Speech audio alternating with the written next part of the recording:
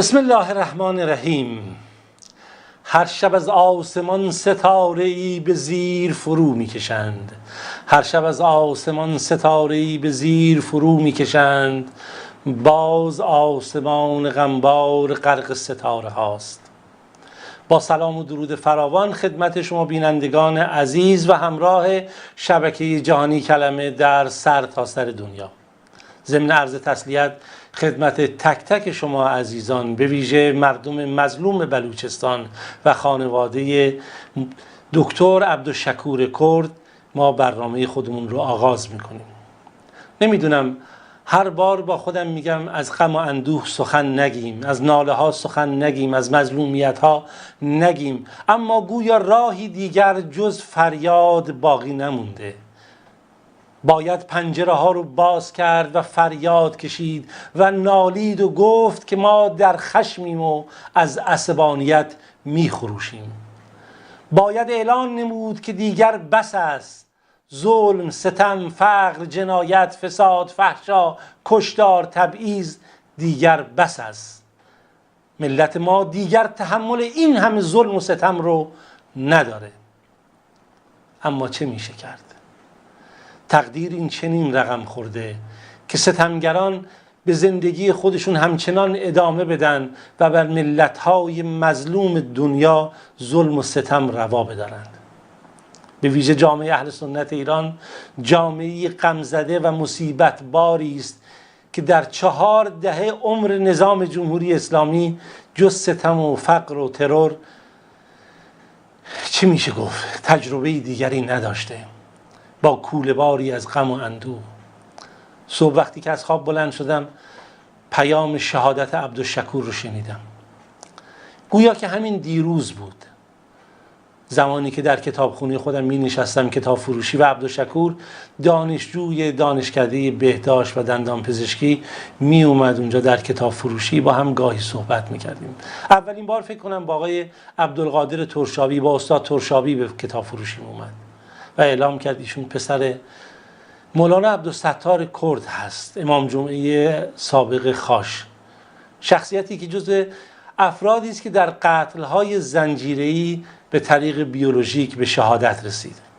ما تعداد زیادی از دانشمندان و علمای خودمون رو از این طرق متفاوت از دست دادیم. مولانا عبدالعزیز اللهیاری، مولانا عبدالستار کرد، مولانا محمد عمر و بسیاری دیگر از فعالان بلوچ، حمید نوتانی و دیگران که همه به همین طریق بیولوژیکی ترور شدن.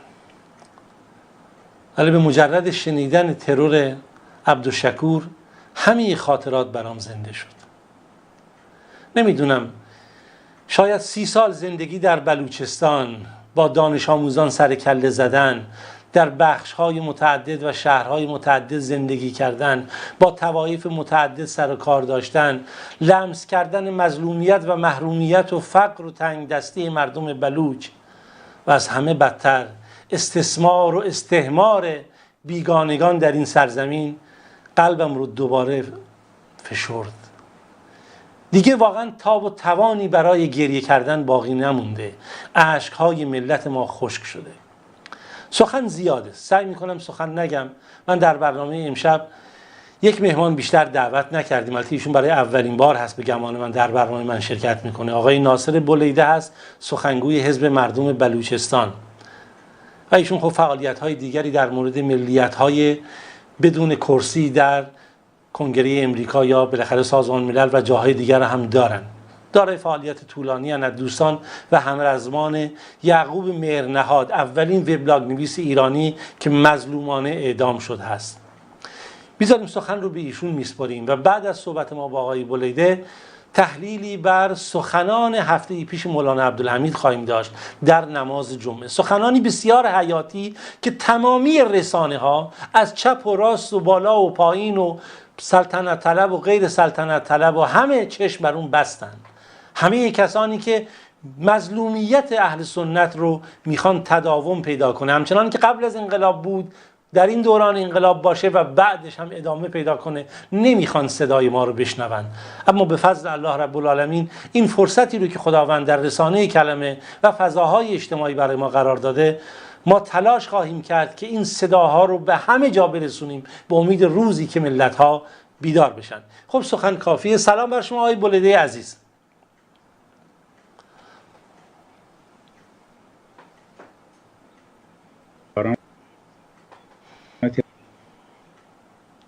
آقای بولیده من میدونم خواهش میکنم بفرمایید. من صحبتتون قطع کردم. شما موضوع قتل اخیر و شهادت ایشون را توسط عاملان رژیم، یعنی به هر کسی بوده، به هر شکلی بوده، به خانواده ایشون و به خاش و به دوستداران ایشان و به همه انسانیت تسلیت بگم. امیدوارم از این کارها در بلوچستان بله، من هم از طرف خودم، از طرف شبکه جهانی کلمه و جامعه اهل سنت ایران این تسلیت رو خدمت خانواده عبدالشکور کرد و تمامی ملت ایران و همه مظلومان تسلیت عرض میکنیم و محکوم میکنیم. ما هم امیدواریم. اما آقای بولیده شما اشاره به این میکنید که امیدواری دیگه تکرار نشه. حداقل از زمانی که من در بلوچستان اومدم به عنوان معلم، روزی نبوده که شاهد ترور شخصیت‌های سرشناس، چه از خوانین، چه از افراد تحصیل کرده، چه از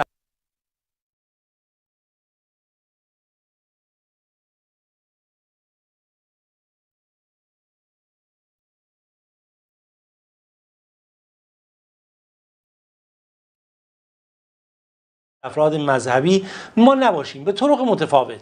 حالا یا اینها ترور شدن، کشته شدن به بهانه‌های فامیلی، یا اینها دستگیر شدن، اعدام شدن و موارد متعدد اتهامات که الان من میخوام بشمارم زیاد هست. واقعا شما به عنوان یک فعال بلوچ، به عنوان کسی که سالیان سال دارید تلاش میکنید صدای این مردم مظلوم رو به دنیا برسونید، میخوام یک تحلیلی از این جریان نخبه کشی در بلوچستان برای ما و بینندگان بیان بکنید و بسیار دردآور این فاجعه. در این مورد لطفاً توضیح بدید. متاسفانه همجوری گفتین این مسئله خیلی دردآوری، به خصوص برای خانواده‌هایی که پسران خود یا خواهر خود و یا پدر خودشون رو از دست میدن، این مسلماً یا برادر خودشون رو از دست میدن. این بزرگ خانواده اتفاق بیفته. متاسفانه این مسئله در بلوچستان چون گفتین مسئله عادی، یک مسئله سیستماتیک هستش. وقتی که شما داشتین صحبت میکردین من یاد یک کتابی افتادم. یک کتابی هستش که اینو تقریباً سالیان حداقل سوویت استراجین ساوت ایشیا و به اصطلاح فوکسش توی بلوچستانه، یعنی اصل موضوعش توی بلوچستانه.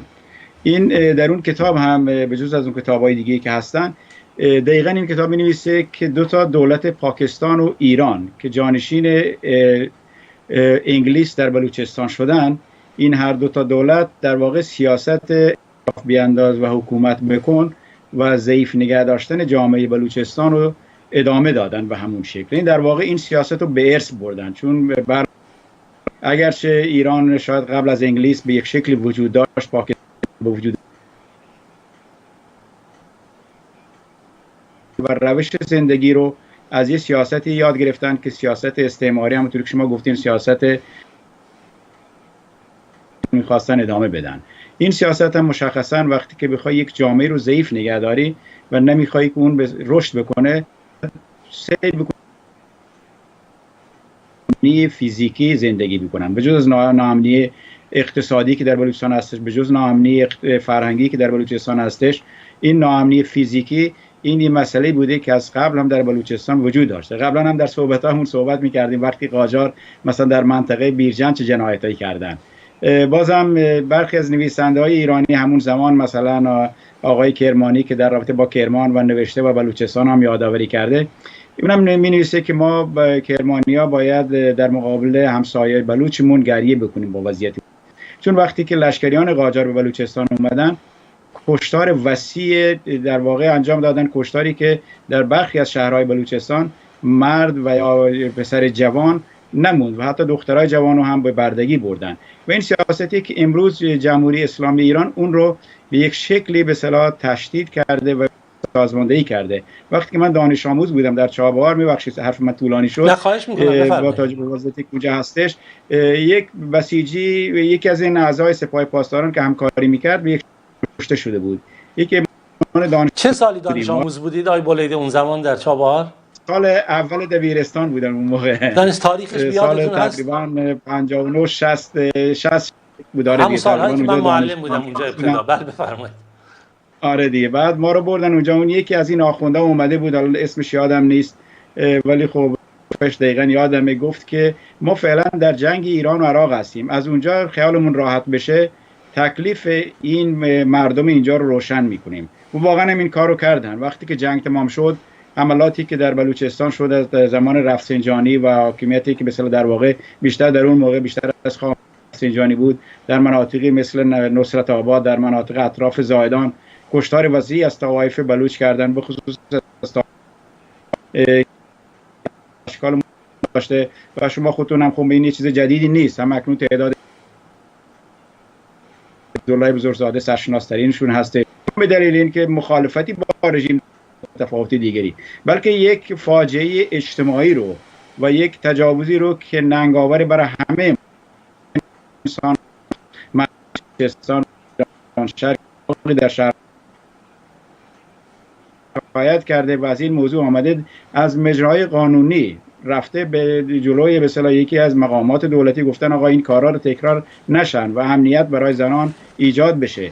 این موضوعی هستش که مثلا طرف دستگیر شده و حالا اونم مسئله امنیتی کردن، به جای اینکه یک مسئله اجتماعی باشه اونها این مسئله امنیتی کردن و ربط به مسائل دیگه دادن. این هستش ما موضوعات با هم دیگه میکنه که بگه ما به اصطلاح به دلایل امنیتی میخواد از بین ببره و مردم بلوچ به همون شکلی که گفتم. در واقع سیاست ایران در بلوچستان یک سیاست استعمارگرانه و یک سیاست مستعمره و یک سیاست کلونایزیشن هستش که این سیاست دلایل متفاوتی داره، ولی خب راه حل‌های متفاوتی هم داره که بعداً اگه وقت شد با هم دیگه صحبت خوبه. آیه بولده نکته خیلی اساسی رو شما روش دست گذاشتید، بحث این که استعمارگران بحث تفرقه بنداز و حکومت کن رو.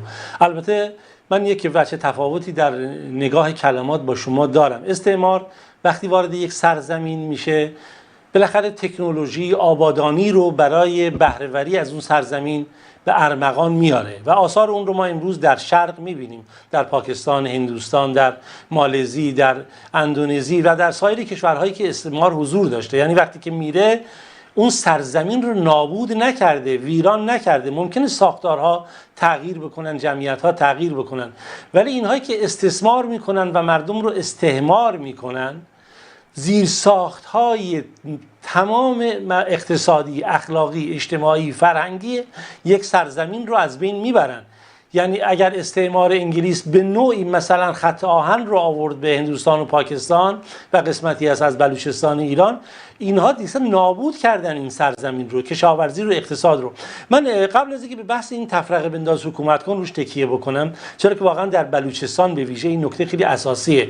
اونچه که حداقل من به عنوان آدم عادی میدونم از فرهنگ بلوچستان، مردم بلوچ مردم غیوری بودن، از چاکر و حمل و تاریخ‌هایی که داریم، حتی دادشاه. چه خوبه یادآوری از اینها بکنید، حداقل هموطنان ما بدونن بلوچ‌ها در تاریخ خودشون، در فرهنگ خودشون، جدا از اینکه اینها جزء اولین اقوام ایرانی بودن که مسلمان شدن و صادقانه از اسلام دفاع کردند و بهترین نیرو برای دفاع از سرزمین اسلامی بودن، در خود فرهنگ بلوچستان ما شخصیت‌های اسطوره‌ای داریم که در شعر بلوچ از اونها سخن گفته میشه، که الان من فکرم اینه، همیشه به عنوان یک معلم این گونه فکر میکردم که هر دانش آموز بلوچ من، چه دختر و چه پسر، میتونه سمبولی از این قهرمانان فرهنگ بلوچی باشه که در اشعار فولکلوریک بلوچی مردم اون رو یادآوری میکنن. در این مورد لطفاً برای ما و بینندگان، هموطنان و کسایی که میشنون بالاخره برنامه ما رو توضیح بدید که چه شخصیت هایی در فرهنگ بلوچستان بوده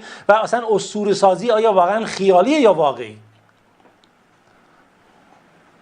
موضوع اسطوره نیست. مسلماً وقتی که شاعری شعری رو میگه با کلمات میکنه و به یک شکلی کلمات و اغراق‌آمیز میگه و یا یه شکلی صحبتایی رو انجام میده که مثلا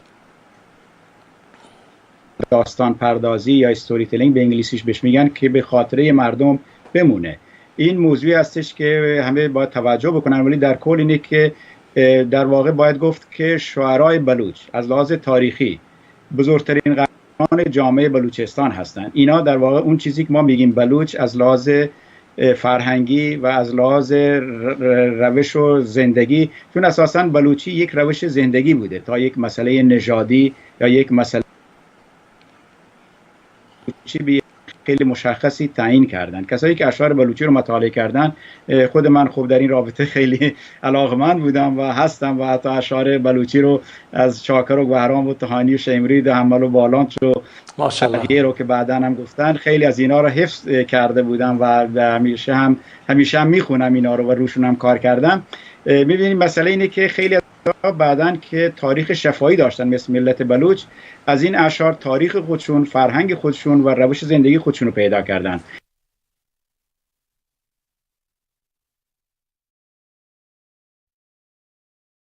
و حتی ملت هایی که نداشتن هم، ملتی مثلا مثل ملت سرب، اینا در واقع همجوری درست کردن و همینطور ملت اسکاتلند که بعد متوجه شدن که خیلی ها که نه این راست نیست، ولی ملت هایی مثلا لهستان و یا ملت‌های مثل مثلا فنلاندی، اینا از این اشعار فولکلور استفاده کردن و اون شخصیت سیاسی و تاریخی خودشون رو دریابند.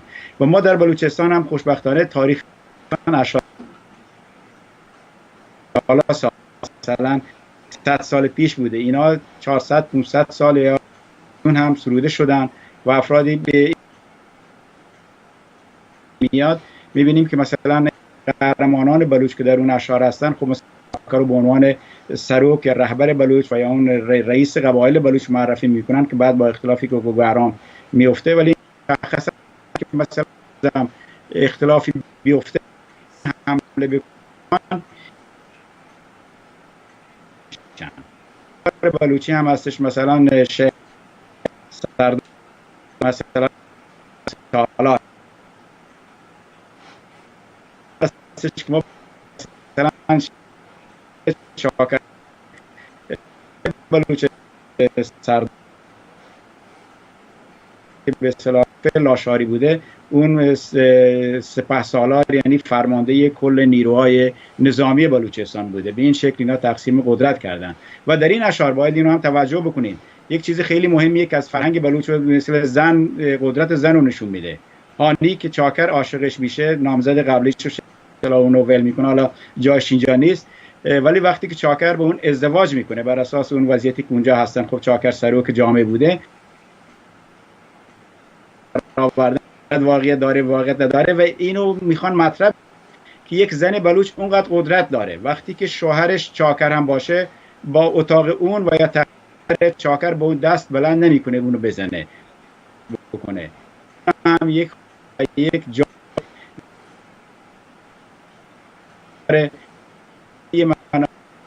همین این که اذیت آزار واجه اون که زن به هیچ وجه قرار بگیره و در هیچ شرایطی با هیچ دلیلی باید مورد حملات فیزیکی، روانی و یا به شکل دیگری قرار بگیره. این در واقع فرهنگ بلوچ و این اشعار بلوچ به این شکل نشون دادن. خب آقای من این نکته خیلی الان یه دفعه میگم آدم گاهی نگران میشه. آخه من بیاد خواهر دادشاه افتادم که نشون میده به دادشاه که من توان اینو دارم کنار تو شونه به شونه در برابر استعمار بجنگم و ثابت هم میکنه شهامت خودش رو. و هیچ وقت فراموش نمیکنم که یکی از همسایگان بیرجندی ما نقل میکرد که در فلکه فلسطین زاهدان مربوط به سالهای 60 خورده ای از دهه 60، حالا این خانواده محاصره شدن توسط سپاه، چه بود ماجرا و چه نبود ما نمیدونیم. فقط این نکته برای اون قابل اهمیت بود که در اون خونه چند تا مرد و به پدر و پسر بودند و دختر. مادر این خانواده گفت، میگه ما صداشون شنیدیم، دیوار به دیوار بودیم، فریاد کشید به بلوچی. خب اونها زبان یاد داشتن که کسی که تو منطقه باشه میفهمه. گفت شما برید من می ایستم. این شخص خودش هنوز زنده است، یعنی معلم هست و عالم هم هست. میگه ما خب ترسیده بودیم، طبیعتا فرهنگ ما با گلوله و فشنگ اینا شاید آشنایی نداشته باشه. میگه من و خواهرم و دامادمون که اونجا بود دیدیم که این زن در برابر چندین نفر، خیلی میگه ماشینای متعدد اومده بودن، به تنهایی مقاومت کرد و وقتی گلوله میخورد به بدنش میگه کپ صدا میکرد و این زن آخ نمیگفت تا صبح، که میگه هنگام صبح که شد که اینا دیگه دیدن صدای تیری نمیاد، رفتن داخل خونه دیدن این گلوله باران شده این زن حالا تعدادی رو حالا کشته یا نکشته برای من مهم نیست، ولی این شجاعت و استقامته. حالا چگونه اتفاق میفته که یک دفعه ما شاهد این هستیم که 41 دختر در ایران شهر بهشون تجاوز میشه، در بلوچستان این همه ظلم و ستم، حتی در مورد ناحیه زنان. واقعا این قابل تأمل. البته بعد دوستان میگن صدای شما قطع و وصل میشه، البته امیدوارم دیگه بعد از این قطع و وصل نشه. بفرمایید. متاسفانه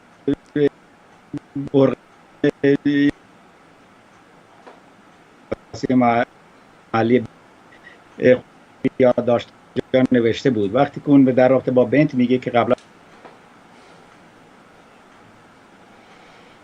میگه که من آقای بولیده اجازه بدید من یه لحظه، من یک چند دقیقه قطع بکنم این رو، یک کلیپی رو میخوام پخش بکنم چون صدا قطع و وصل میشه، تا دوباره بگیرم بعد شاید مشکل صدا حذف بشه، چون حیفه که ما مطلب رو از دست بدیم. خب دوستان، ما با هم یک کلیپی رو میبینیم، کلیپی که قابل تأمل هست از شاعر بلوچی که این شاعر تقریبا میشه گفت در همین چند هفته پیش این هم به شهادت رسید مظلومانه. اینو ما با هم ببینیم، بعد ما انشاءالله دوباره میگیریم اسکایپ ببینیم که تماس برقرار بشه. آقای سعید دهواری از شعرای سراوان هست، شاعر فرهنگی بلوچه و ایشون هم کشته شد.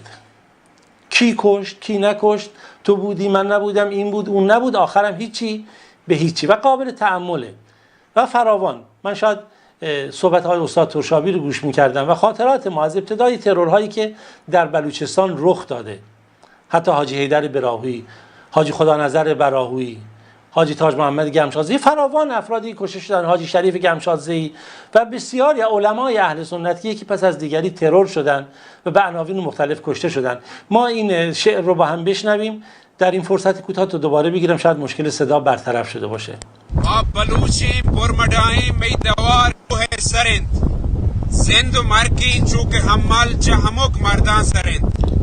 ما میار جل ما گریب دوست مار راجی سک مزن، مار دود و مار دابه مکران می که چرند. مکران تی نام شیرکن هنچو شهد و بینگه، کوه و دن و آب و کورت می کوهار و مادرند. نود شنزی ما بهارگاه می سرا هاوند ما، می وطن گو ملک کشمیر همسر و هم رانی هانول من تی شیهان وطن. می براتو پت امیری تی کشاچو واجهین، تو منی شاگین گوانزک تی سرا من هنچو آب، آسک ما کچک گور ما دریا مرگ ما آزمان سرورین. ای سیدا هجمه چاری پا گریبی رنگ و دول، ما حیالان و مگالان چاک سلطان سرترین. بله، این شعر را از سعید دهواری که ایشون هم از مظلومانی هست که به شهادت رسیده با هم شنیدیم.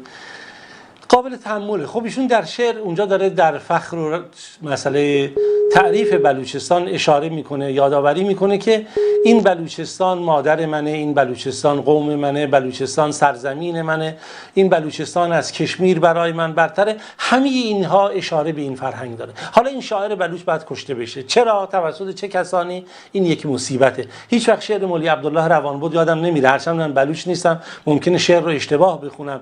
ای مکران توی وشوه کنا تا دنبران، ای مکران توی وشوه کنا تا که میران. یعنی میگه اینقدر تو رو من تعریف میکنم، وصف میکنم تا اوج کوههای دماوند، اونقدر تو رو تعریف خواهم کرد تا در تعریف خودم بمیرم. این عشق و علاقه یک انسان به سرزمین و وطن خودش. امیدوارم مشکل صدا برطرف شده باشه. آقای بولیده در خدمت شما هستیم، بفرمایید مطلب رو ادامه بدید. با تشکر. این موضوع من موضوع اینه کسی دیگری، چون از بس که از کسی چیزی رو گرفتن، کسی رو چیزی ازش رو زیاد میکنه از ده. این موضوعی است در بلوچی داریم. همون مشارکت خودتونم با اشعار بلوچی مثل که آشنایی جمهوری اسلامی هم ترور کرده. این موضوعات نشون میده که تا چند شاعرای بلوچ در بلوچستان تاثیر داشتن و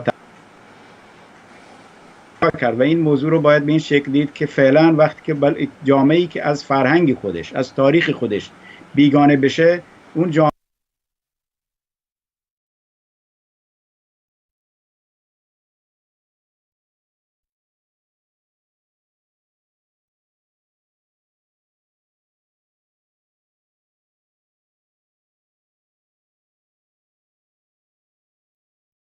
عبدالشکور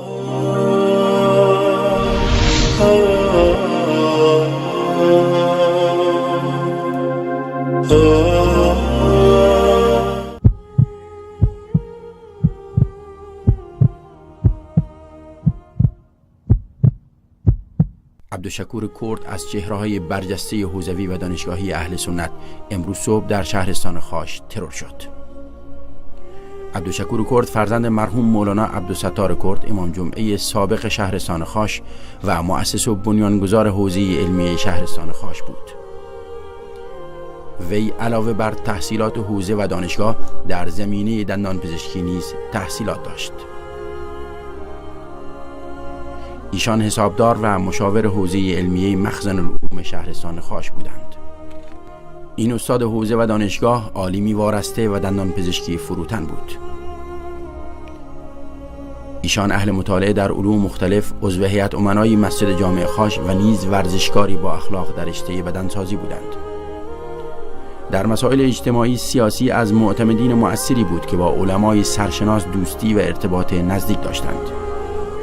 عبدالشکور کرد از سرمایه‌های این سرزمین بود که جهت بهتر شدن وضعیت بلوچستان گام‌های بسیار مهمی نهاد.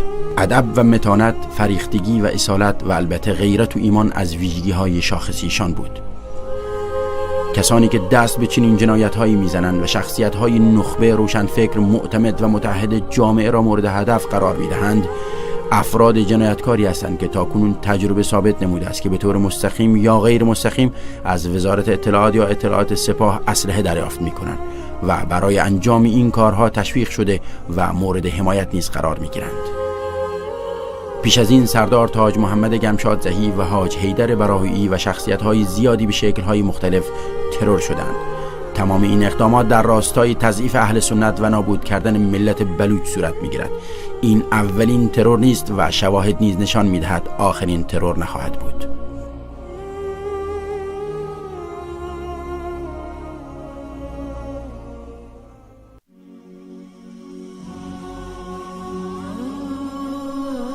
قلم چرخید و فرمان را گرفتند، ورق برگشت و ایران را گرفتند.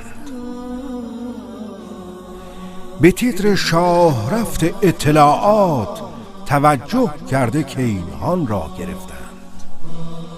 چپ و مذهب گره خوردند و شیخان شبانه جای شاهان را گرفتند.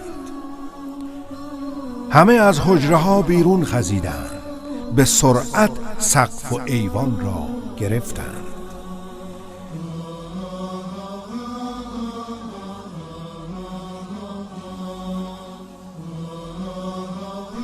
گرفتند و گرفتن کارشان شد، هر آنچه خواستند آن را گرفتند. به هر انگیزه و با هر بهانه مسلمان نامسلمان را گرفتند. به جرم بدحجابی بدلباسی زنان را نیز مردان را گرفتند. سراغ سفره ها نفتی نیامد، ولیکن در عوض نان را گرفتند.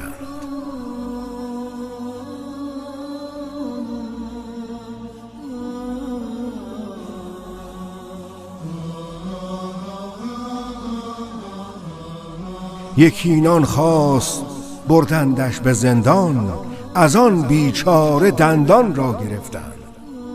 یکی آفتاب دزدی گشت افشا، به دست آفتابه داشت آن را گرفتند.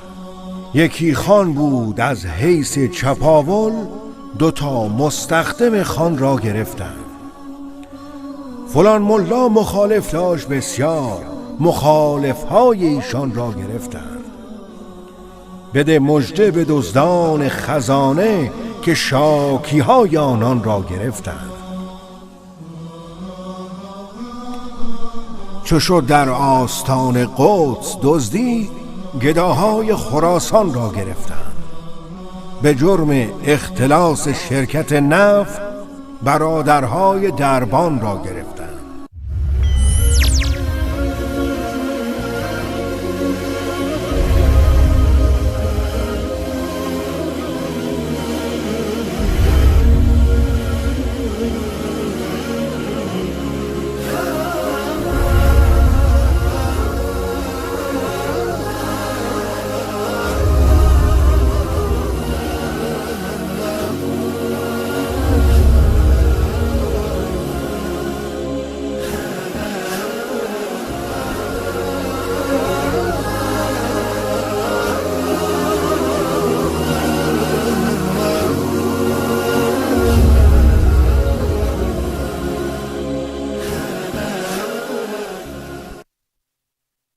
با سلام و عرض پوزش به خاطر اشکال فنی که پدید اومده بود. خب در خدمت شما بینندگان هستیم. آقای بولیدی داشتن توضیح میدادن شرایط اقلیمی بلوچستان و اون مواردی که از بالاخره نظر فرهنگی. خب ما هم در خدمت ایشون هستیم. آقای بولیدی بفرمایید ادامه مطلب رو در خدمت. بله، ادامه مطلب به همین شکل و موضوع اساسی اینه وقتی آدم یه چیزی رو از دست بده، متاسفانه وقتی که ما بلوچا باید این مسئله خیلی تاکید بکنم که خیلی مهمه که خانواده‌های بلوچ بچهای خودشون رو زبان بلوچی صحبت بکنن و همینطور به اشعار و فولکلور و فرهنگ شفاهی بلوچ رو به اونها یاد بدن.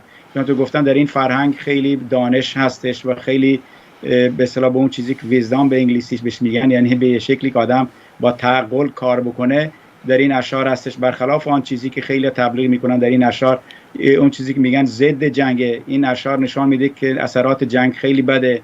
در شهر چاکر و گوهرام، در شهر حمل و بالانس به خصوص، اونجا مشخصا میگن که به اصطلاح جنگ خیلی بده. ولی خب همونطور که شما گفتین، یک زن بلوچ و یا یک مرد بلوچ وقتی به خونش حمله بشه عقب نشینی نمیکنه و این به این دلیل نیست که بلوچ جنگ، بلکه به این دلیل که واقعا جنگ رو دوست نداره. همونطور گفتن در این اشعار بلوچی کلمه‌ای که پایه فرهنگ بلوچی معرفی میشه، شاید امروز خیلی از بلوچایی که این حرف منو گوش میکنن این کلمه رو اصلا نشنیدن و اصلا معنیش رو ندارن. اون کلمه تورو هستش که دوتا معنی متفاوت داره و در واقع اون بنیاد فرهنگ بلوچی هستش، یعنی سخاوت و همین که احسان. این دوتا معنی رو داره که در اشعار بلوچی اینو به شکلی به اصطلاح مطرح میکنن که بر اساس اینه که اون به اصطلاح فرهنگ بیر یا فرهنگ که ترجمه دقیقش انتقام گیری نیست. بیر یک چیز اساساً معنی فلسفی داره در رابطه با فرهنگ بلوچی که نمیشه اونو با کلمه انتقام معمولی ترجمه کرد. و همینطور بجار، اونی که مثلا آدم به همدیگه کمک بکنه. و این مسئله میار یا باهود که در بلوچی هستن، اینا هم کلماتی هستن که از لحاظ فلسفی اجتماعی در جامعه بلوچستان یک معنی‌های مخصوصی دارن که اینا رو نمیشه همینجوری به راحتی مثلا با کلمات دیگه به زبان فارسی یا زبان‌های دیگه بدون توضیح مطرح کرد. این موضوعات هستن که باید این ما مردم بلوچ از فرهنگ خودمون دور نشیم، چون از فرهنگ خودمون دور بشیم به هیچ فرهنگی نزدیک نمیشیم و هیچ فرهنگی ما رو قبول نمیکنه و ما تا ابد به این پدر بزرگان ما، مادر بزرگان ما جمع شدن از نزدیکی بندر عباس تا به کراچی تا نیمروز و تا کوههای هلمند و در همه این منطقه جمع شدن به این دلیل نبوده که مثلا هوت هستن یا مثلا ولایدی هستن یا ریگی هستن، بلکه به این دلیل جمع شدن اونجا که ما همه بلوچ هستیم و از فرهنگ بلوچی و از روش زندگی بلوچی خودمون دفاع بکنیم و خودمون رو بلوچ نگه داریم و ما چیزی دیگه نشیم. این خیلی مهمه که به این مسئله توجه بکنیم. اگر به این شکل جبری همینطوری که شما اشاره کردین و امروز ما اینجا نشستیم ببینیم که رژیم جمهوری اسلامی خیلی راحت میاد ما رو ترول میکنه، میکشه، بین ما اختلاف میندازه و ما باید سعی بکنیم که هیچ بلوچی به هیچ وجهی در هیچ شرایطی همدیگه رو نکشن. مثلا اینه که مثلا ما تاریخ بلوچستان هم تاریخی هم داریم. نصیرخان نوری مثلا زمانی که حاکم بلوچستان بود در کلات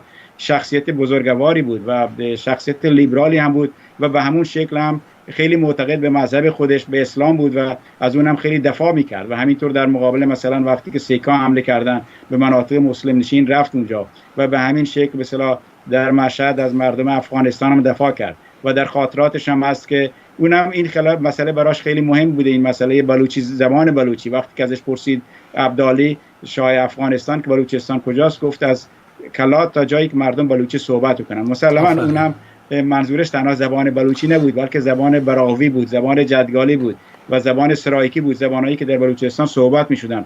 چون همه باید بدونن که بلوچستان فرهنگش بر اساس زبان یا نژاد نیست بلکه یک روش زندگی هستش و یک دفاع از یک موضوع مشخصی هستش. آقای بولیدی، من نکته‌ای رو می‌خوام یادآوری بکنم. شما اشاره خوبی کردید که اون حاکم کلات متدین بود، یعنی نکته‌ای که با مردم بلوچ عجین شده و بلوچ نمیتونه ازش جدا بشه تدین به حکم اسلامه.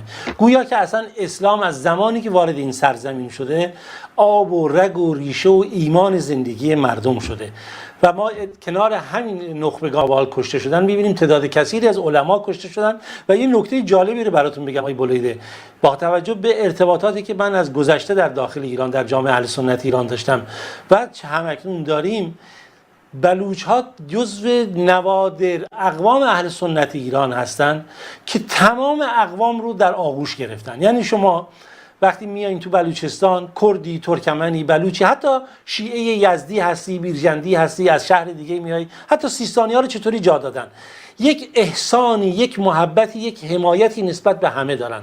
در مورد اهل سنت هم به همین صورت. یعنی من حتی یادم میاد زمانی که در تهران از نمازخونه ها خبری نبود، دوستان بلوچ ما به عنوان جماعت تبلیغ چند سال تشکیل می شدن در تهران، مناطق محروم، جاده ساوه، می رفتن به قول معروف قلعه حسن خان، اطراف کرج، شهرک ها، روستاها، تا این مسئله نماز به صورت جماعت خوندن رو بین مردم جا بندازن و حمایت از اهل سنت بکنن. و عملا هم همین سبب شده، چه در دوران مولوی عبدالعزیز که خدا رحمت کنه احمد مفتی زاده بود، چهره شاخص رهبری ایران رو ایشون داشت، و چه الان که مولانا عبدالحمید هست، با اینکه ایشون یک عالم بلوچه، به عنوان چهره شاخص اهل سنت ایران شناخته میشه و گویا اهل بلوچ ها نه تنها این شهامت و شجاعت در دفاع از خودشون، فرهنگشون و آیینشون دارن، بلکه برای کل مردم ایران و جامعه اسلامی دارن. بفرمایید، در خدمت شما. خب مسئله اساسی در اشعار بلوچی یک چیزی خیلی مهمی داره بکنم، به اون که به هیچ وجه بر علیه هیچ ملت دیگری صحبت نمیشه. البته اشعار کلاسیک بلوچی، اینو باید یادآوری کرد که در رابطه با مسئله که حالا هسته شما خیلی نکات خیلی خوبی رو، مهمی رو ما اشاره کردین و این پیغام هم باید به علما و روحانیان بلوچ و مولویای بلوچ باید بدم که اونا هم باید به فرهنگ بلوچی توجه بکنن. یعنی به این شکل نباید باشه که دانش آموز بلوچ در مدرسه فقط تاریخ ایران و تاریخی که به اصطلاح بر اساس اسنوسنتریک ایران درست شده، اون قومگرایی ایرانی درست شده، و یا مثلا فقط بر اساس مثلا خب اسلام خیلی مهم همونطور گفتین و در بلوچستان همیشه بوده، ولی در بلوچستان خب به هر حال فرهنگ بلوچی هم در کنار فرهنگ اسلامی بوده. باید علمای ما وقتی که امکانات وسیع‌تری دارن نسبت به بقیه جامعه و در واقع امروز بزرگان جامعه هستن، به شکل مختلفی با توجه به قدرتی که در ایران حکومت مذهبی هستش، باید به زبان بلوچی، فرهنگ بلوچی، اشعار بلوچی توجه بیشتری بشه. یعنی به این شکل نشه که اونا کاملا کنار گذاشته بشن به نفع یک چیز دیگری. همه اینا به هر حال ساخته و پرداخته یک تاریخچه و یک پروسه‌ای هستش و این زمان مناسبی نیست از لحاظ تاریخی که فردا کسی بیاد بگه که ما مثلا با قدرت گرفتن نیروهای مذهبی فرهنگ بلوچی کاملا کنار گذاشته شد. این در آینده اینو همه باید بدونن که بلوچ از فرهنگش جدا نمیشه و بلوچستان هم همیشه بلوچستان میمونه و زبان بلوچی هم در بلوچستان همیشه میمونه. اینو هر کسی به هر شکلی به هر بهانه‌ای میخواد دور بکنه دور نمیشه. این خیلی مهمه که روی این فرهنگ بلوچی هم کار بشه، در کنار فرهنگ اسلامی و در کنار آن چیزی که به اصطلاح حکومت ایران تاریخ خودش میدونه که فرهنگ بلوچی از بین نره و همینطوری گفتیم بدون فرهنگ خودی، آن چیزی که بلوچ هست. چون مسلماً ما همه مسلمان هستیم، ولی خب اندونزی کشور من نمیشه، عربستان سعودی با اینکه خانه خدا کعبه اونجاست کشور من نمیشه. کشور من میتونم تنها ادعای سرزمینی و حاکمیت بکنم بر اساس بلوچ بودنم در سرزمین بلوچستان و اینی که بولیدی باشم، ریگی باشم یا شیرانی هم باشم ادعای سرزمینی نمیتونم بکنم، بلکه به عنوان بلوچ هستم.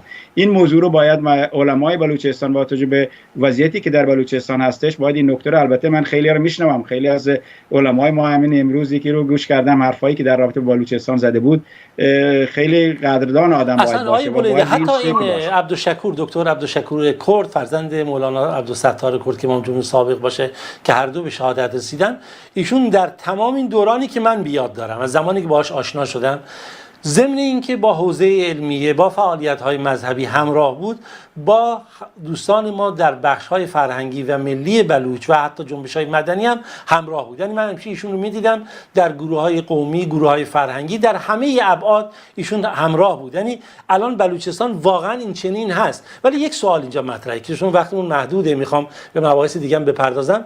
اونم شما اشاره کردیم بحث تفرقه بنداز و حکومت کن. میبینیم که یه دفعه رسانه‌ای مثل BBC به جای اینکه بیاد از بطن جامعه، از اخبار واقعی سرزمین خبر بده، بلافاصله با نقل قول از دادستان زاهدان میگه آقا مثلا دادستان استان که این مسئله ترور نبوده، یه قتل خانوادگی یا طایفه‌ای بوده، تموم شد رفت. و ما شاهد ترور صدها نفر بودیم. از الان مثلا آقای سعید دهواری که نمونهش بود که من کلیپشو گذاشتم، دستگیری اون شاعر از چابهار عبدالله و خیلی مولوی عبدالملک هم به قول من عالم دینی، هم یک سمبل اسطوره ملی بلوچستان هست، مولوی دامنی به همین صورت و بسیاری از علما، از همه شخصیت هایی که ما داریم. واقعا این داستان چیه؟ چه هدفی رو دنبال میکنن که میخوان قتل و کشتار رو به خود بلوچان نسبت بدن، در حالی که ما میدونیم مدیریت اینها توسط خود وزارت اطلاعات و وزارت سپاه جمهوری اسلامی. ببینید مثلا اینه که BBC یک موضوعی هسته که در اونجا کار میکنن، خب مسلما اینا هم باید گفت که بستگی به سیاست خود دولت بریتانیا هم داره با توجه به شرایطی که در ایران هستش.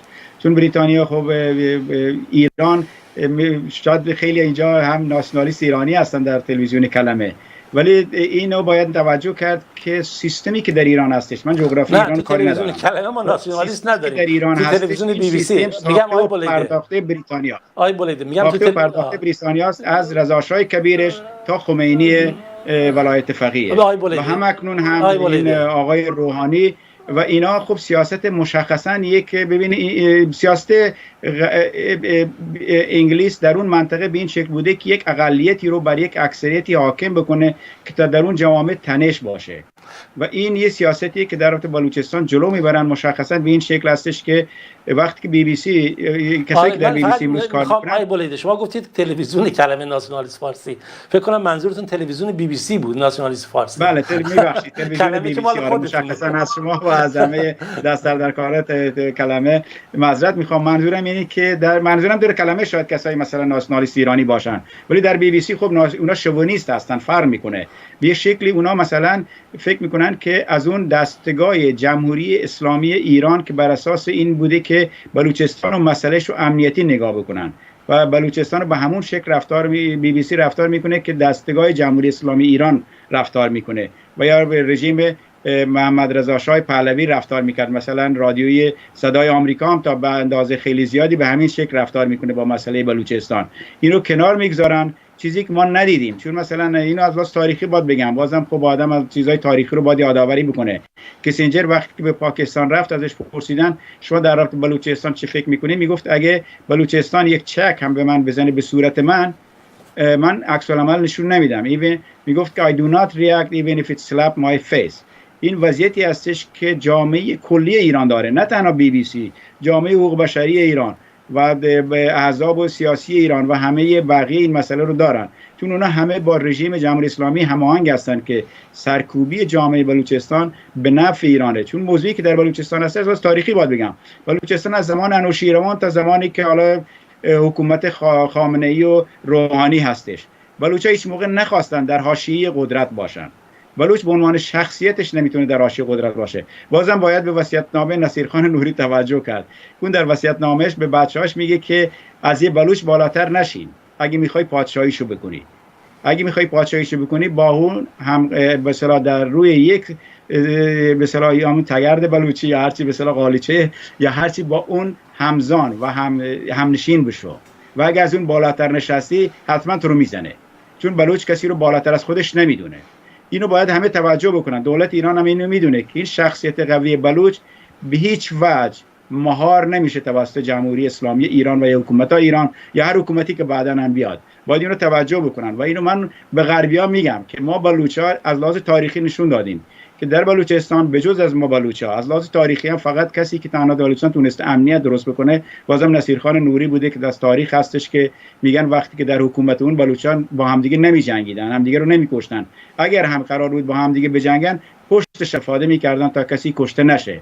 که این چیزی هستش که ما بلوچ‌ها حالا که تحت اشغال یک رژیم واقعا شوونیستی و فرقه گرایانه هستیم نباید به هیچ وجه برای هیچ دلیلی با هیچ مثلا ضعفی که در وجود شخصیتش ما هستش همدیگه رو بکشیم. اونم این حرفو میزنه. اینی که ما اینو به همه میگم که تا زمانی که مردم بلوچ بر سرزمین خودشون حاکمیت نداشته باشن، سرزمین بلوچستان برای هیچ کسی قابل استفاده نه.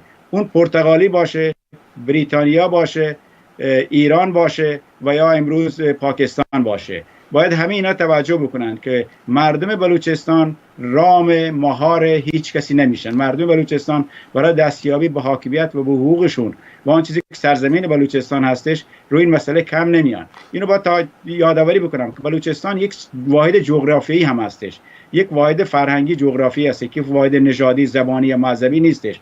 شما از لحاظ تاریخی وقتی که تاریخ 4000 سال قبل نقشه ها رو نگاه بکنید که از اون زمان به اصطلاح تهیه کردن، منطقه‌ای که کم و بیش امروز از بندر عباس شروع میشه تا کراچی تا منطقه سیستان و تا منطقه کوههای سلیمان و دیره غازی خان و دیره اسماعیل خان و این مناطق رو نگاه بکنید، این منطقه همیشه یک سرزمین واحد بوده.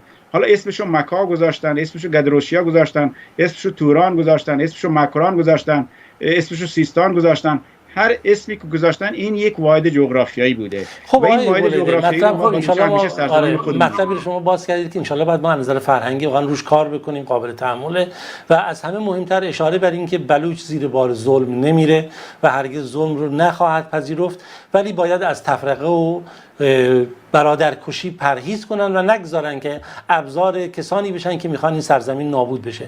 چون وقتمون رو به پایانی میخوام یادی از یعقوب مرنهاد بکنیم، اولین وبلاگ نویس ایرانی که مظلومانه به خاطر فعالیت مدنی اعدام شد و متاسفانه آنچنان که باید کسی به اون نپرداخت، شاید به خاطر اینکه بلوچ بود، شاید به خاطر اینکه اهل سنت بود. یادی از ایشون بکنید و از فعالیت‌های ایشون تا بعد از شما خداحافظی بکنه. با تشکر از شما، خیلی ممنون و به اینکه از یعقوب مرنهاد یاد کردین و اینو هم باید یادآوری بکنم که ما آخرین کنگره حزب مردم بلوچستان کنگره مرنهاد بود، چون کنگره مرنهاد به حال رهبر معنوی ما هستش و برای همیشه به این شکل خواهد بود. چون شما خودتون هم قبلا یادآوری کردین و دوستان دیگه هم به مرنهاد یادآوری کرده بودن که این کارا رو انجام نده و رژیم حتما اون از سر راش برمی‌داره، چون میدونیم ما در بلوچستان آدمای که با اون شخصیتی که اون جرأتی که داشت ندارن و از بینش میبرن، ولی اون در واقع میخواست در واقع مسیحای بلوچستان بشه و نشان بده که میخواد برای مردم بلوچ کاری انجام بده و این کار در شرایطی که در ایران هستش امکان پذیر نیستش. این هم باید یادآوری بکنن که مرنهاد یک سری کارهای به اصطلاح نوآوریایی کرد، مثلا اون برنامه‌های فرهنگی بلوچ رو مثلا در بلوچ در زاهدان برای اولین بار سعی کرد اجرا بکنه، زبان بلوچی رو، مسئله حقوق زنان رو مطرح می‌کرد. همه اون شخصیت بلوچی اون بود که بسیاری مسائل رو مطرح می‌کرد و همینطور شما قبلا نمی‌گفتی اون همه این مسائل رو از لحاظ قانونی انجام میداد. بله، اصلا اعتقاد داشت که من یک جنبش مدنی قانونی رو می‌خوام انجام بدم. بله. ولی نمیتونست بپذیره که باهاش مقابله خواهند کرد. بله، اینا باید یادآوری بکنم که حزب مردم بلوچستان در آخر باید یادآوری بکنم حزب مردم بلوچستان در واقع یک حزب همگیر فراگیر ملی بلوچستان هستش.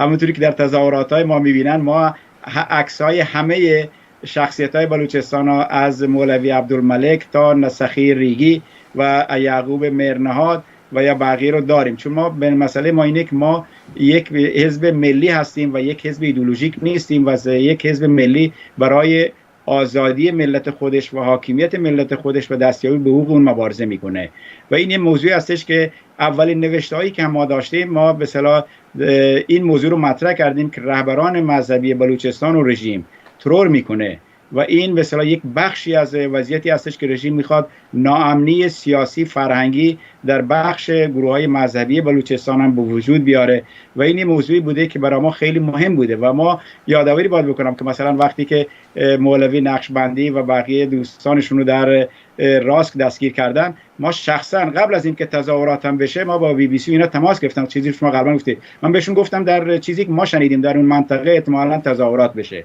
با توجه به دستگیری که انجام شده، ولی اینا حتی باور نکردن، بعد از من معذرت خواهی هم کردن و اینا باید یادآوری بکنیم که ما اولین کسایی بودیم که این مسئله رو از لحاظ بین‌المللی مطرح کردیم، تظاهرات کردیم با عکس مولوی نقشبندی و این موضوعی که خیلی ها مثلا موضوع حزب مردم رو به یک شکل دیگری اگه شاید در داخل رژیم مثلا میخواد تبلیغ بکنه اون یه موضوع دیگه هستش، ولی حزب مردم بلوچستان در واقع اون تنوع فکری، اون تنوع مذهبی و اون تنوع اجتماعی جامعه بلوچستان رو نشون میده و میخواد اونو در خودش در قالب خودش جا بده تا به اصطلاح بتونه یک جنبشی در بلوچستان به وجود بیاد، حقوق مردم بلوچستان رو بر اساس اون برنامه‌ای که حزب مردم بلوچستان داره، بر اساس یک جامعه دموکراتیک و یک جامعه‌ای که آزادی مذهبی باشه و یک جامعه‌ای که در اون تقسیم قدرت باشه و مردم بلوچستان همونطور قبلا گفتم هم باید در قدرت شریک باشن و هم باید خود مختاری درونی داشته باشن. خب این حق طبیعی از فرهنگ، این حق طبیعی هر ملتی های بولیده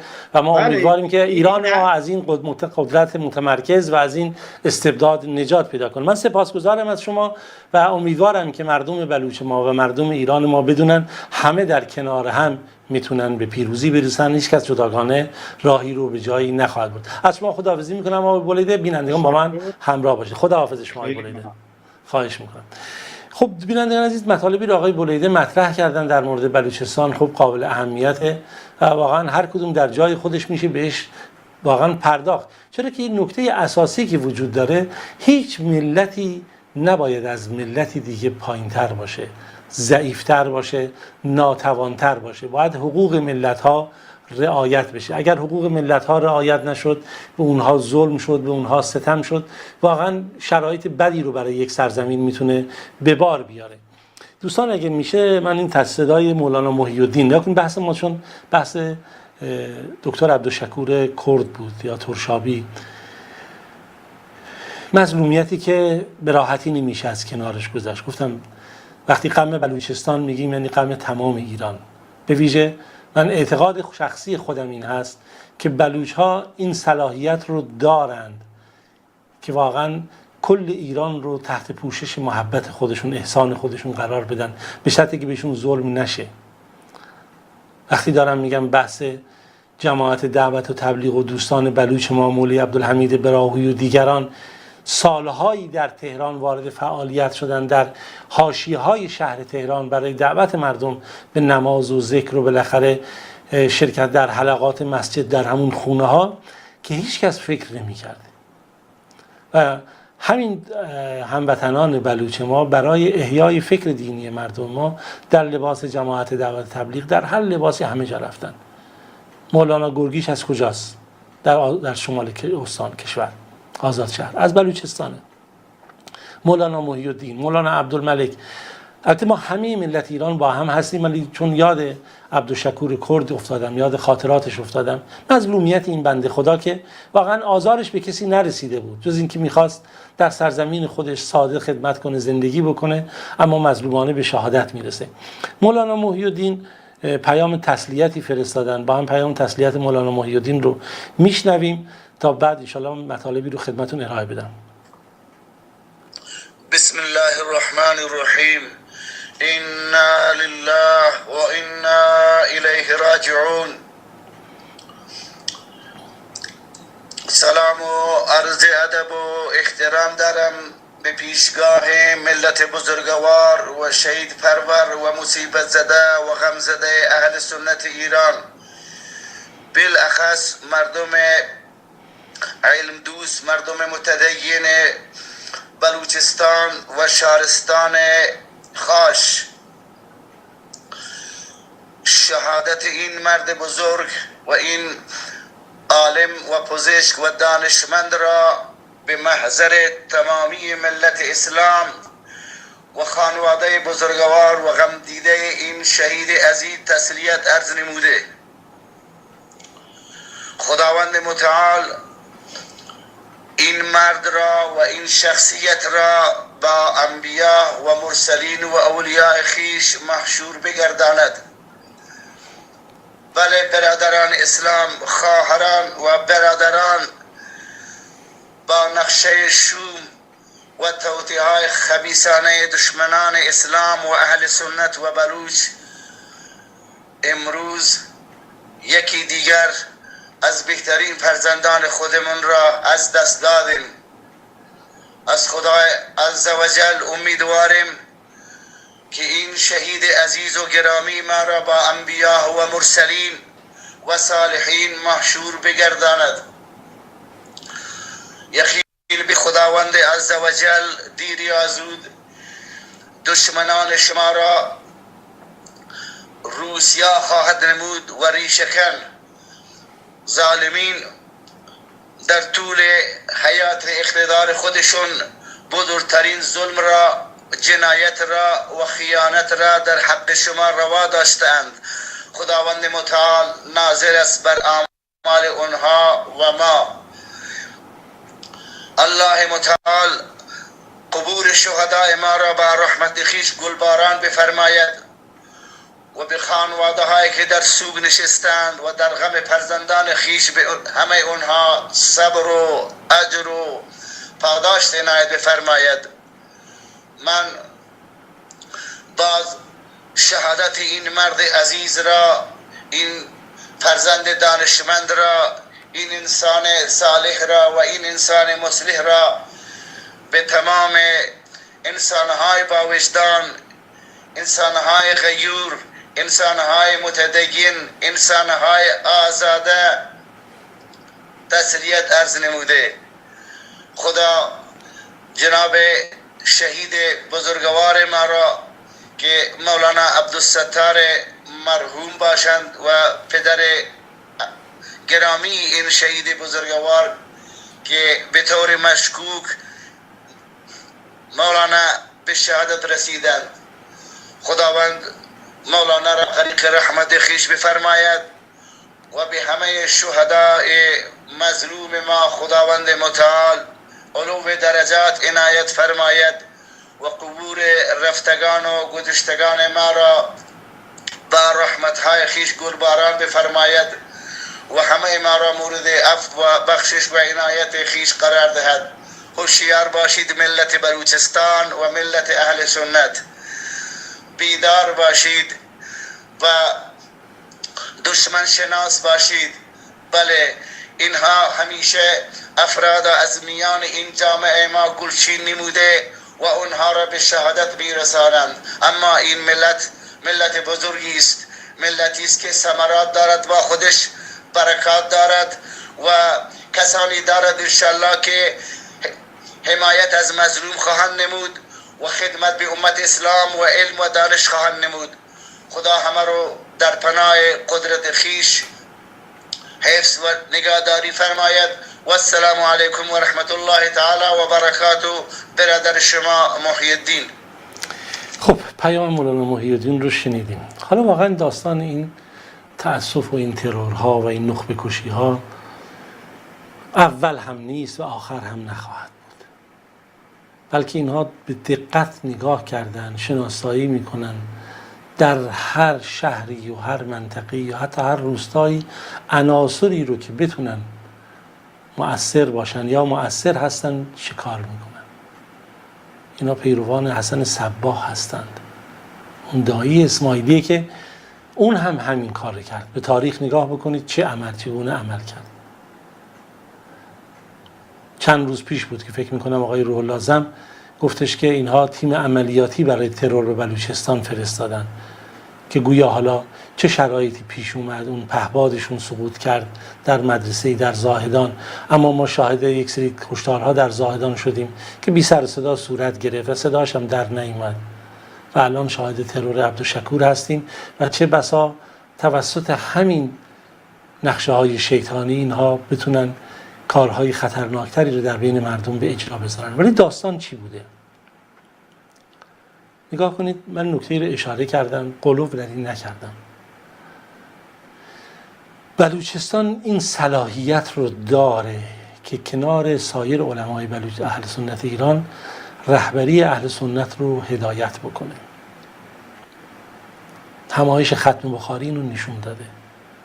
شخصیت مولانا عبدالحمید با تمام ضعف یا قوت‌ها اینو نشون داده که این صلاحیت رو داره که بتونن یک شورای رهبری اهل سنت داشته باشن، کنار کاک حسن امینی، کنار مولانا گرگیچ، کنار مولانا قریشی، شیخ قریشی، کنار شیخ امینی در جنوب و کنار سایر شخصیت‌های علمی و فرهنگی در خراسان، مولانا مطهری و متخصصین علوم سیاسی. اینها بتونن یک تشکل ایرانی به اهل سنت داشته باشن، تشکلی فراجناحی، تشکلی فرا عقیدتی، تشکلی صرف خاص برای مظلومان اهل سنت ایران.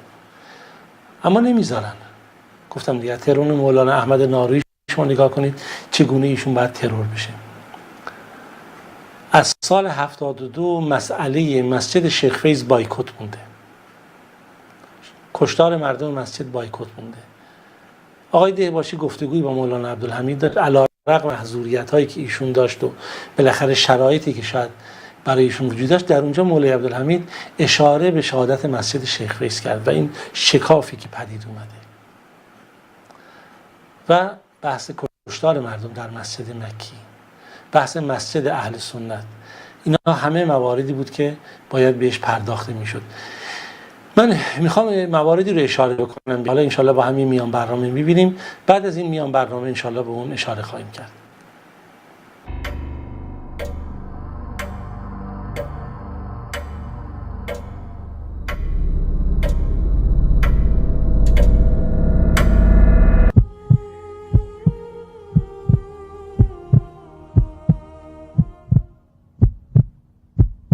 عبدالشکور کرد از چهره‌های برجسته حوزوی و دانشگاهی اهل سنت امروز صبح در شهرستان خاش ترور شد. عبدالشکور کرد فرزند مرحوم مولانا عبدالستار کرد، امام جمعه سابق شهرستان خاش و مؤسس و بنیانگذار حوزه علمیه شهرستان خاش بود. وی علاوه بر تحصیلات حوزه و دانشگاه در زمینه دندانپزشکی نیز تحصیلات داشت. ایشان حسابدار و مشاور حوزه علمیه مخزن العلوم شهرستان خاش بودند. این استاد حوزه و دانشگاه عالمی وارسته و دندانپزشکی فروتن بود. ایشان اهل مطالعه در علوم مختلف، عضو هیئت امنای مسجد جامع خاش و نیز ورزشکاری با اخلاق در رشته بدنسازی بودند. در مسائل اجتماعی سیاسی از معتمدین مؤثری بود که با علمای سرشناس دوستی و ارتباط نزدیک داشتند. عبدالشکور کرد از سرمایه‌های این سرزمین بود که جهت بهتر شدن وضعیت بلوچستان گام‌های بسیار مهمی نهاد. ادب و متانت، فریختگی و اصالت و البته غیرت و ایمان از ویژگی‌های شاخصیشان بود. کسانی که دست به چنین جنایت‌هایی می‌زنند و شخصیت‌های نخبه روشنفکر معتمد و متحد جامعه را مورد هدف قرار می‌دهند، افراد جنایتکاری هستند که تاکنون تجربه ثابت نموده است که به طور مستقیم یا غیر مستقیم از وزارت اطلاعات یا اطلاعات سپاه اسلحه دریافت می‌کنند و برای انجام این کارها تشویق شده و مورد حمایت نیز قرار می‌گیرند. پیش از این سردار تاج محمد گمشاد زهی و حاج حیدر براهویی و شخصیت‌های زیادی به شکل‌های مختلف ترور شدند. تمام این اقدامات در راستای تضعیف اهل سنت و نابود کردن ملت بلوچ صورت می‌گیرد.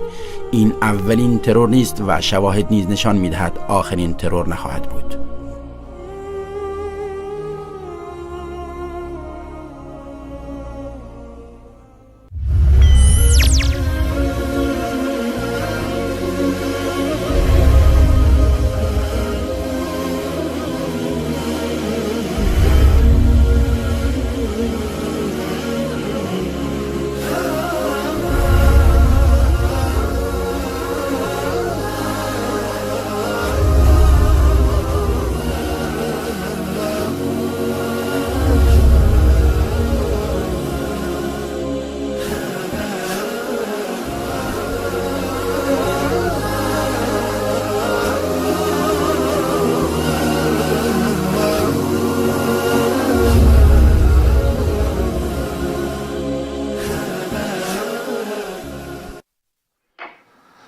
بسم الله الرحمن الرحیم. با سلام مجدد خدمت شما بینندگان عزیز شبکه جهانی کلمه. برای داشتم یادآوری می‌کردم این پتانسیل وجود داره که انشالله اهل سنت ایران بعد از قرنها بتونن کنار هم همدل، فراجناحی، فرا عقیدتی، فرا موقعیتی، فرا نژادی قرار بگیرن و همدیگر رو حفظ کنن. اما اتفاقات خبر از نکته دیگری داره. نگاه کنید، یه دفعه میاد یک مواردی رو در درون جامعه اهل سنت بزرگ میکنن، به یک مسئله اهل سنت رو مشغول میکنن. یک سری افرادی که چه بسا سازماندهی شده باشن، چه آمدن چه غیر آمدن، جامعه روشنفکری اهل سنت رو وارد یه سری مباحثی میکنن که به نفع جمهوری اسلامی باشه. اما خب میگم اون چه که باید اتفاق بیفته اتفاق میفته. یکی گفتگوی مولانا بود با حسین دهباشی که اگر خدا یه روزی توفیق بده شاید ما بتونیم چندین جلسه تاریخ شفاهی و پنهان و سنت رو ما درون همون گفتگو بیرون بیاریم. اگر خدا این توفیق رو داد و شرایط مصلحت پدید اومد ما بتونیم این شرایط رو بیان بکنیم. دوم این بود که مولوی در نماز جمعه هفته گذشته از مولانا عبدالحمید حصارها رو شکست و بدون رعایت بسیاری از ملحوظات که تا بهار داشت و رعایت میکرد، مواردی رو صریح رو به حاکمیت کرد و گفت در مورد تغییر جریان حاکمیت، تغییر خواسته ها و مطالبات مردم، مطالبات اهل سنت و نکاتی که تا به حال ایشون با این صراحت بیان نمی‌کرد. واقعیت اینه با توجه به اون چی که در درون ایران هست، باید رسانه ها این رو سراسری می‌کردن. اما کاملا برای ما مشهود بود که کسانی، دست‌هایی، قدرت‌هایی مانع از این هستن که این سخن به مردم برسه. و همین گونه هم هست. امروز پنجشنبه است و 6 روز از اون روز میگذره و هنوز این مطالب به گوش مردم نرسیده. متعاقب اون تعدادی از نمایندگان مجلس به وزارت اطلاعات نامه نوشتن، وزیر اطلاعات، و بازخواست کردن آقا چرا مولوی عبدالحمید یک شهروند ایرانی هست، یک آدم معتدلی هست، اصلا چرا ایشون برای حصر استانی باشه؟ تنها مولوی عبدالحمید نیست، مولوی گرگیش در ایام ختم بخاری حق سفر به زاهدان نداره یا در برخی از موارد دیگه. کاک حسن امینی به همین صورت، ایشون ممنوع الخروج از کشور هستند و دیگر علمای اهل سنت رهبرانی که وجود دارن. این نامه نماینده‌های مجلس به وزیر اطلاعات یک تلنگر محکمی بود. حالا من میگم این تلنگرها، این فشار حجمه‌ای که واقعا نظام فکر نمی‌کرد که در درون جامعه اهل سنت یه دفعه بروز بکنه و جالبه که طریق بعض از نمایندگان حتی شیعه مجلس شورا می‌بینین این اتفاق میفته، یه دفعه خب می‌بینیم میخوان برگه‌ها رو عوض کنن، ولی مطالبات تمام نمیشه، خواسته ها تمام نمیشه. یک نکته وجود داره، اولا اهل سنت قداست پرور نیستن، ولایت فقیه ندارن. گفتم یک عرب معمولی میتونه عمر رو از منبرش، خلیفة المسلمین، امپراتور بزرگترین سرزمین های تاریخ بشری رو از منبر بیاره پایین، میگه عمر تو مثلا اگر کج بریم ما با همین شمشیر کج راستت میکنیم، یا میگه عمر تو لباست بلنده، حق خطبه نداری، حق مثلا حرف نداری، تا وقتی که مشخص بشه چرا لباست تو بلنده لباس من کوتاه. این در تفکر ما اهل سنت هست. حتی رسول خدا صلی الله علیه و سلم اصحاب بهشون میگفتن وحی یا سخن شماست، یعنی نظر شخصی بگن. سخن پیامبر صلی الله علیه و سلم هم اون چیزی که در ارتباط با وحی است وحیه، اما خب جزء سنته. بعضی مسائل شخصی از فردی که یک فرد ممکن نظر بده، بحث مثلا جنگ بود، جنگ احد یا مثلا خندق و مسائل دیگه. بر همین اساس ما اهل سنت کسی رو قدیس نمی‌کنیم، کسی رو بالا نمیبریم بگیم دست گل محمدی به شهر ما خوش اومدی، خودمون رو به دست و پاش بندازیم. هرچند ممکنه در برخی فرق صوفیا، در برخی جاها افرادی از جهل مردم استفاده بکنن و مردم رو استهمار بکنن، اما در ما حجت قرآن، کتاب خدا و سنت رسول الله صلی الله علیه و سلم است و بقیه در اون برای محبت و دوستی و همدلی اساس کار است. اما ببینید اتفاق میفته، نگاه کنید، میخوان نذارن جامعه ما قدرت داشته باشه. من نامه نماینده‌های مجلس رو با هم میخونیم به وزیر اطلاعات، این قابل اهمیته. بعد اگه نرسیدم امروز انشالله شاید در فرصت دیگه، فردا فرصت دیگه خطبه رو باز کردیم. ببینید نامه نمایندگان مجلس خواستار رفع محدودیت سفرهای مولانا عبدالحمید، این میتونه دو شاه قرار بده. من مطلب رو بیارم دوباره قسمت اولشو. جمعی از نمایندگان مجلس شورای اسلامی در تذکری کتبی به وزیر اطلاعات و وزیر کشور، خیلی نکته مهمه، ضمن انتقاد از محدودیت‌های سفر مولانا عبدالحمید خواستار رفع این محدودیت‌ها شدند. به گزارش سنی آنلاین، دکتر محمود صادقی نماینده حوزه انتخابی تهران طی یک تذکر کتبی، همین آقای دکتر صادقی اتفاقاً بحث مسجد تهران مطرح کرد، با اهل سنت مسجد بدید.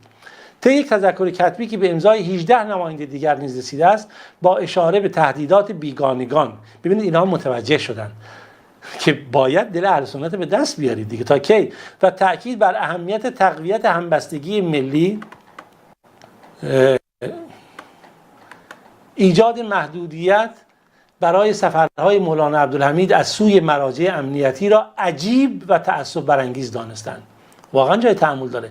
در بخشی از این تذکر کتبی که تصویر آن در کانال تلگرامی دکتر محمود صادقی منتشر شده آمده است حق تردد و جابجایی از محلی به محلی دیگر از حقوق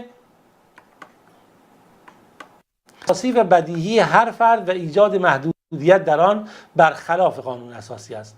محمود صادقی به نقش اقوام و مذاهب در پیروزی انقلاب اسلامی و مشارکت گسترده آنان در انتخابات مختلف اشاره کرده و نوشته است وحدت اقوام و مذاهب نقش تعیین کننده در پیروزی انقلاب اسلامی و تثبیت و تداوم نظام جمهوری اسلامی داشته و دارد.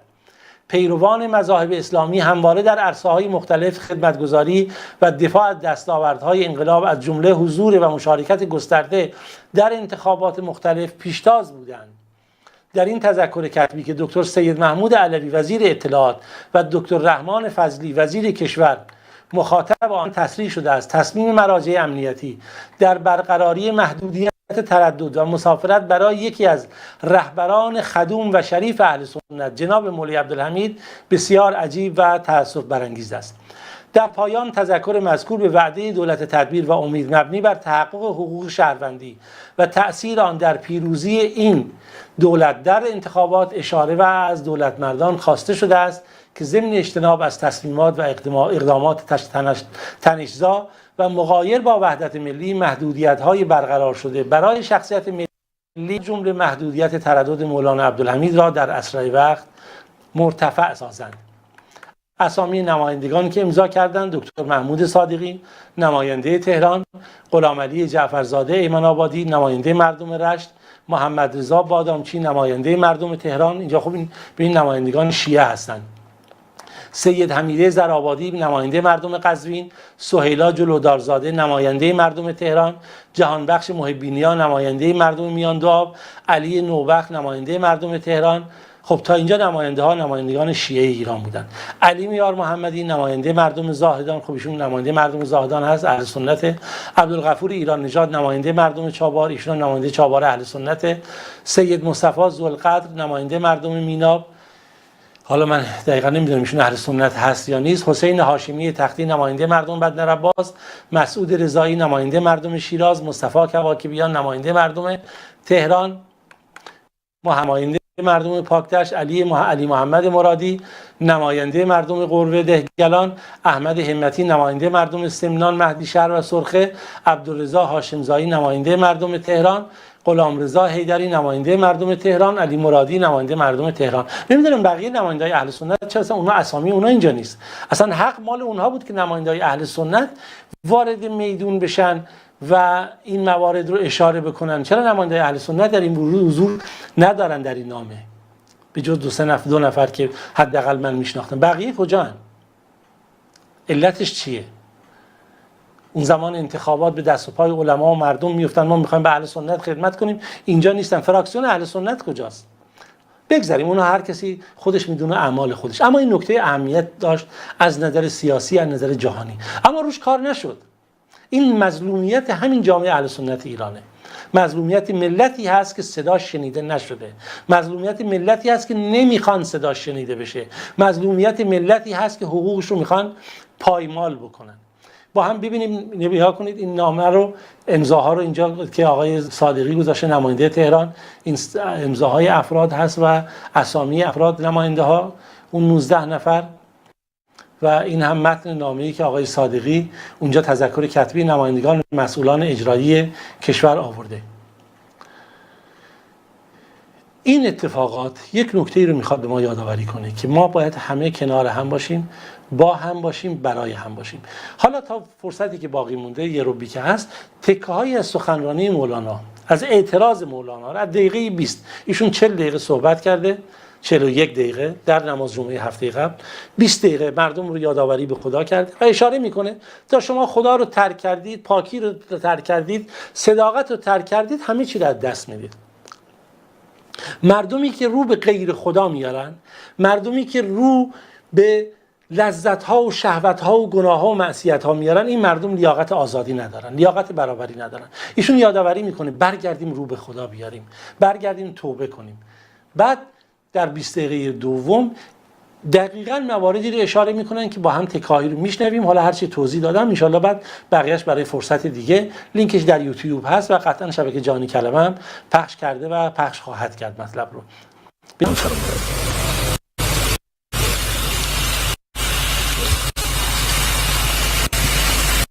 من توی کشور ما مسائل الان جریان داره که صحبت مختصری در این باره شما عرض بکنم که الان همه میدونن که امریکا که از برجام شده است، تحریم شدیدی را علیه کشور ایران، علیه ملت و مردم ایران، جمهوری اسلامی ایران میخواد اعمال بکنه و این مشکلاتی که الان در کشور هست برمیگرده به همون تحریم ها. هنوز همه عملی نشده ولی اجرایی نشده است، ولی به هر حال بوی این تحریم ها رسیده، خبر این تحریم ها رسیده و بالاخره بازارهای ما را به هم زده متاسفانه و مشکلات اقتصادی به بر آورده است و همه چیز را نوسان کرده است و گذاشته. امروزه در کشور هم صدای اعتراضات مردم بلند، اعتراض میکنم مردم، و هم بسیاری از سیاستمداران اظهار نظر میکنند که مسئولین با امریکایی ها به پای مذاکره بشینند، میز مذاکره بشینند و مذاکره بکنند. نظرات متفاوته. ما علاوه از این که مذاکرات رد نمی کنیم که مذاکره نشه. نکته خیلی جالبی نکنیم، مولانا به صراحت میگه ما مذاکره رو رد نمی کنیم. این رو مولانا میخواد درش اشاره بکنه واقعیت عینی جامعه ماست که این جامعه از درون خودش پوسیده، این حاکمیت از درون خودش پوسیده، اشکال در درون خودش هست. گوش کنیم بقیه شاید متوجه بشید من چی میگم. ما با هر کس روی اختلافمون پیشنهاد همیشه ما اینه که آقا به میز مذاکرات برگردید و گفتمان چیز خوبی است. ما مخالف گفتمان با امریکا نیستیم. ببینید دوباره ایشون اشاره کرد ما مخالف گفتمان با آمریکا نیست. این نکته خیلی قابل اهمیته. از در یک تفکر صحیح، در یک اندیشه خوب، در یک رفتار مدنی و اجتماعی گفتمان همیشه راهش بازه. و این جنح للسلم فجنح. انسان مسلمان، انسان مؤمن به دنبال خوبی و سعادت و پاکی و صلح و دوستیه، نه به دنبال جنگ افروزی و شیطنت. دیگه با چه زبانی باید گفته بشه؟ اما چون از زبان اهل سنته خیلی‌ها نمیخوان بشنون، خیلی‌ها نمیخوان بفهمن، نمیخوان باور کنن که 30 میلیون بیشتر در این ایران سنی زندگی میکنن و این سنی‌ها حق زندگی دارن، حق حاکمیت دارن، حق دخالت در این سرزمین دارن، در اقتصاد، در بهداشت، در تمامی موارد این سرزمین. دنباله رو با هم بشنویم. ولی اعتقاد بنده هست، حالا این اعتقاد شخصی ممکنه خیلی هم موافق باشن با بنده و بسیاری به نظر من مخالف هم باشن، ولی ما از روی دل سوزی و خیرخواهی اون چی که احساس میکنیم که صحیح و درسته برای نجات کشور همون ما مطرح میکنیم. وظیفه ما همینه و تکلیف ما هم همین است. معتقدیم که این بار مذاکرات با امریکا بسیار سخت خواهد بود، چرا که شرایط امریکا سخته و شاید این مذاکرات حالا نظر بنده هست که نتوانه نجات بده و مشکلات های ما را نتوانه حل بکنه. روی این ما نظرمون اینه که مهمترین نکته که من نکته جالبی رو مولانا گفت، نظر ما اینه که حتی این مذاکرات با تمام سختی مشکلات ما حل کرد. ما چه مشکلی داریم که دیگه مذاکرات با امریکا مشکل ما رو حل نخواهد کرد؟ خوب دقت بکنید. کردم این مذاکره رد نمی کنم و دوست میدانم مذاکره را، ولی معتقد که رای حل نیست این مذاکره، بلکه بهترین رای حل که برای نجات کشور حیاتی و مهمه، برای برون رفت کشور از این وضعیت حیاتی هست و مذاکرات امریکا را هم نرمتر خواهد کرد برای ما. مذاکره با خود ملت و مردم هست. آفرین، نکته اساسی شنیدین اشاره کرد. مهمترین نکته مذاکره حاکمیت با مردمه. حاکمیت بیاد زمینه گفتگو با مردم باز بکنه، مطالبات مردم باز کنه. بعد ایشون اشاره کرد تازه این مسئله میتونه مذاکره به امریکا رو نرمتر کنه. خب طبیعیه اگر حاکمیت مردم رو به دست بیاره، به مظلومیت مردم بپردازه و تن بده به اون ستم‌هایی کرده و پاسخگو باشه، خب طبیعتاً دیگران هم در برابر اینها کوتاه خواهند اومد. خیلی جالب بود، دنبالش بشنویم. ما معتقدیم که دو تا محورن. اگر من قبلا این حرفا یک دو مجلس زدم که دو تا محور را اگر ما نگهداری کردیم، ما توی دنیا فیروزه. ما توی دنیا هیچ قدرت نمیتونه کمر ما را خم کنه انشاءالله، مگر چیزی الله بخواهد. اون چیزی که خدا بخواهد، خواست خدا همیشه استثنائه. و این دو تا محور، یک محور الله و یک محور ملت هست، مردم. و الله تعالی در قرآن این مطرح کرده، این آیه قرآنی داره یا ایها النبی و حسبک الله و من اتبعک من المؤمنین. ای رسول، حضرت رسول الله تعالی میگه که بهترین بنده خداست، خلیل خدای، عقل کل و صاحب وحی. ما صاحب وحی نیستیم، ما معصوم نیستیم. شرایط آن حضرت را هیچ کسی نداره و کسی مدعیه که من دارم.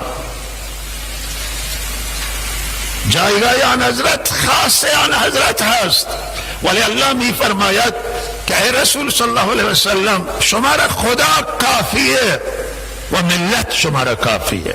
ببینید کاملا رو دست رو دو محور اساسی گذاشت، خدا و ملت. متاسفانه این نظام نه با خدا کار داره و نه با ملت. امیدوارم که نجات پیدا کنه سرزمین از دست اینها. دنباله رو بشنویم. ما معتقدیم که اگر ملت مسئولین امر، کسانی که تصمیم گیرندن و مقدرات این کشور در دستشونه، اگر خدا را داشته باشند و ملت را داشته باشند، مذاکره با امریکا مفید خواهد بود. مولانا اینا نه خدا رو دارن و نه ملت رو. خدا رحم بکنه به این سرزمین. دنبالش بشنویم. و هم کشور نجات گرفته، هم نظام جمهوری اسلامی نجات گرفته است. و اگر ما خدا را نتوانستیم نگاه بداریم، ملت را نتوانیم نگاه بداریم، مذاکره فایده نداره. خیلی مهم هست این موضوع که الله نرنجه، الله ناراض نشه از عمل کرده ما باید عمل کردمون را تجدید نظر بکنیم. مسئولین ما معصوم نیستن. ببینید صریح داره میگه آقا مسئولین معصوم نیستن، ظلم میکنن، جنایت میکنن، باید پاسخ داده بشه. تا کی باید این گونه باشه؟ این صحبت ها صریحه، گوش ها باید بشنوند. مردم ایران آگاهن، ملت آگاهن، اما متاسفانه من گفتم لابی های جمهوری اسلامی در بیرون هم به نام اپوزیسیون وارد شدن و نمیگذارن صدای مردم ما و رهبران ما به جایی برسه. دنبالش بشنویم. مجلس ما معصوم نیست، دولت ما معصوم نیست. چی میگه؟ میگه آقا معصوم نیست، مجلس معصوم نیست، دولت معصوم نیست. یعنی بدونید اینها، بدونید که به اشتباهاتون اعتراف بکنید. چه دارید میکنید؟ کجا هستید شما؟ شما را کافیه.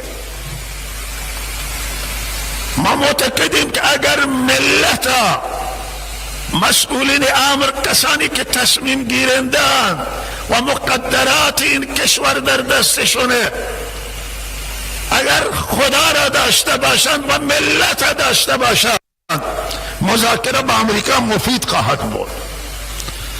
و هم کشور نجات گرفته، هم نظام جمهوری اسلامی نجات گرفته است. و اگر ما خدا را نتوانستیم نگاه بداریم، ملت را نتوانیم نگاه بداریم، مذاکره فایده نداره. خیلی مهم هست این موضوع که الله نرنجه، الله ناراض نشه از عمل کرده ما باید عمل کردمون را تجدید نظر بکنیم. مسئولین ما معصوم نیستن، مجلس ما معصوم نیست، دولت ما معصوم نیست، قوه ها معصوم نیستن و هیچ شخصیت توی این مملکت معصوم نیست، مراجع و علما معصوم نیستن، همه جایز الخطان. خیلی جالب بگه دیگه مولانا دیگه کی بگه، همه رو اشاره کرد، هیچ کدوم، نه مراجع نه رهبران نه مسئولان، هیچ کسی معصوم نیست. حال که کسی معصوم نیست پس نمیشه دیکتاتوری کنید، نمیشه رأی خودتون رو بر مردم غلبه بدید، نمیشه ظلم بکنید بر مردم. دنبالش ما هم بشنویم. همه ما جایز الخطاییم و ما میگیم از همه خطاهای ما بیشترن. انسان خطا میکنه، بسیاری هستن که احساس میکنن، بسیاری توی بعض افرادن که خطا احساس میکنن از علما که هرچی که اونا فکر میکنن رضایت خداست، هرچی که اونا بگن این امر خدایه، الله راضیه. نه، دستور الله در قرآن عظیم الشأن، شریعت اسلام را باید اما پابند باشن. هیچ کسی را الله اجازه نداده که بالاتر از شریعت عمل بکنه. خب تا همینجا داشته باشیم، مطلب انشاءالله برای فرصت دیگه میذاریم. ایشون خیلی دیگه از این واضح‌تر میگه. بعضی فکر میکنن اون چه رو که حرف میزنن، بعضیا کیان؟ خامنه‌ای، یعنی این مراجعی که بری سرزمین حاکم سپاه، فکر میکنن که دیگه نماینده خداند، فکر میکنن از دماغ فیل افتادن و دیگه هر کاری دلشون میخواد میکنن. باز هم من یادآوری میکنم خود جامعه ما باید بیدار باشه، ملت ما بیدار باشه. هموطنان عزیزان من، خطاب با تمام سیاستمداران و گروه ها میکنم، سخن ما رو بشنوید، پیام ما رو بشنوید، تنگ نظری و تعصب رو کنار بگذارید، جامعه ما رو درک بکنید. ما هیچی نمیخوایم جز سعادت این سرزمین، جز خوشبختی این مردم، جز اینکه حقوق این مردم ادا بشه. ما صدها و هزاران شهید دادیم و باز هم خواهیم داد، اما از حقوق خودمون عقب نشینی نخواهیم کرد، چه در این نظام و چه در نظام‌های بعدی. انشاءالله در فرصت مناسب من سعی خواهم کرد که صحبت مولانا عبدالحمید رو بیشتر باز بکنم. این صحبت درد دل خود مردم هست. خب همه شما عزیزان رو به خدا میسپارم. خداوند یار و نگهدارتون باشه تا فرصت دیگری. السلام علیکم و رحمت الله.